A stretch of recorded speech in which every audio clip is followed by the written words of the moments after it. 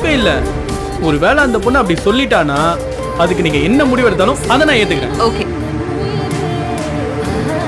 என்ன மணி, வந்ததுல இருந்தே சிவாவோட போறேன்னு சொன்னதையே சொல்ற? அவனை முதல்லயே கூட்டிட்டு இங்க வந்திருக்க வேண்டியதானே? எப்ப வந்தா என்ன மேடம், நாங்க 2 பேரும் இப்ப ஸ்டேஷன்ல தானே இருக்கோம். எங்க 2 பேரையும் சேர்த்து வைங்க. அந்த பொண்ணு அந்த பையன் கூட போகக்கூடாது. அதையும் மீறி நீங்க ஏதாவது பேசி அனுப்பி வைக்கலான்னு பார்த்தீங்கன்னு வச்சுக்கோங்க, அப்புறம் நாங்க யாருன்றதை காட்ட வேண்டியிருக்கோம். நல்ல யோசிமா. இப்போ நீ அந்த பையன் கூட தான் போவியா? வீட்டுல ஏற்பாடு பண்ணிருக்கிற கல்யாணத்தை தான் நிறுத்துவியா? இல்ல இந்த கலவரத்தை தான் உன்னால தடுக்க முடியுமா? இதையெல்லாம் தாண்டி நீ அந்த பையனோட போனா அந்த பையனை தான் உசுரோட விட்டுருவாங்களா? யோசிச்சு பாரு. சிவா உயிரோட இருக்கிறதுக்காக நீங்க என்ன சொன்னாலும் கேக்குறேன் மேடம்.